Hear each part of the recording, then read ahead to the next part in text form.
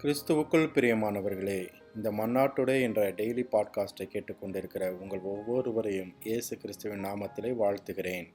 நீதிமொழிகள் 18வது அதிகாரம் 17வது வசனம் இப்படியாக கூறுகிறது: தன் வழக்கிலே முதல் பேசுகிறவன் நீதிமான் போல் காணப்படுவான், அவன் அயலானோ வந்து அவனை பரிசோதிக்கிறான் என்பதாக.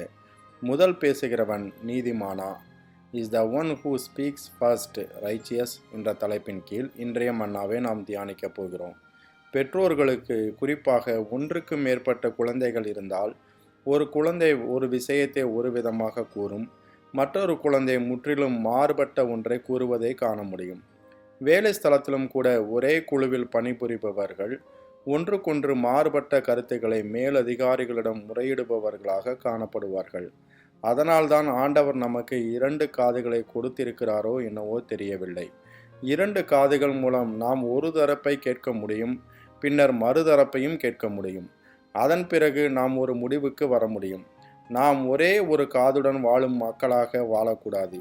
அது பாரபட்சம். நாம் இருதரப்பு வாதங்களையும் கேட்க வேண்டும். அப்போதுதான் நம்மால் சரியான முடிவை எடுக்க முடியும்.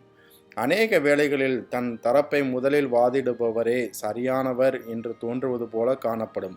ஏனென்றால் அவர் தான் செய்த எல்லா தவறுகளையும் மறைத்துவிட்டு மற்றவர் செய்த தவறுகளை மட்டுமே முன்வைக்கும் விதத்தில் தன் தரப்பை முன்வைக்கிறார். குழந்தைகள் அப்படித்தான். அவன் இதை செய்தான், அவன் அதை செய்தான் என்று சொல்லுவார்கள். மற்றொரு குழந்தை வந்து அவன் இதை செய்தான், அவன் அதை செய்தான் என்று சொல்லும். அவர்கள் இருவரும் சொன்னது உண்மைதான். ஒரே ஒரு விஷயம் என்னவென்றால், அது முழுமையான உண்மை அல்ல. அவர்கள் தாங்கள் செய்ததையும் மறைத்திருக்கிறார்கள். இப்போது அது பிள்ளைகளுக்கு பரவாயில்லை. ஆனால் வளர்ந்த விசுவாசிகளிடம் இந்த நியாயப்படுத்தும் ஆவி இருப்பது எவ்வளவு வருத்தம் அளிக்கிறது. சாலமோனிடம் ஒரு வழக்கு வருகிறது. இது என் பிள்ளை என்று 2 பெண்களும் வாதாடினார்கள்.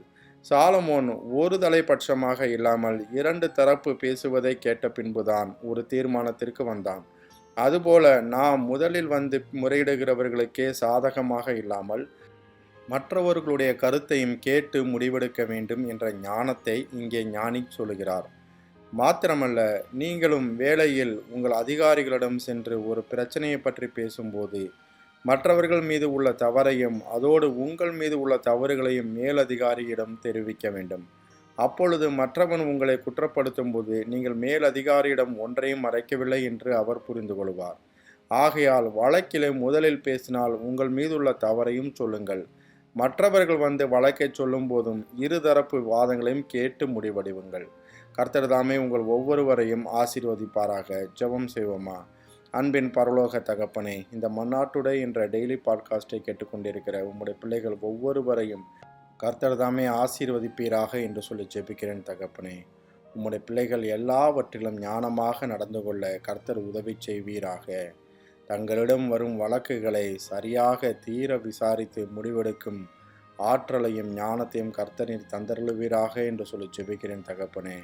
சாலமோனுக்கு கொடுத்த அந்த ஞானத்தை உம்முடைய பிள்ளைகள் ஒவ்வொருவருக்கும் நீர் கொடுத்தருளுவீராக. இந்த நாள் உம்முடைய பிள்ளைகளுக்கு ஆசீர்வாதமாக இருக்கட்டும். போக்கிலும் மரத்திலும் உடனிருப்பீராக. கண்ணின் மணி போல பாதுகாத்தலும் கையிட்டு செய்கிற எல்லா காரியங்களிலும் கர்த்தருடைய ஆலோசனை வெளிப்படுவதாக என்று சொல்லி ஜெபிக்கிறேன்.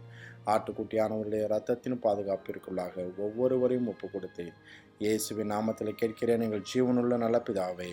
ஆமேன், ஆமேன்.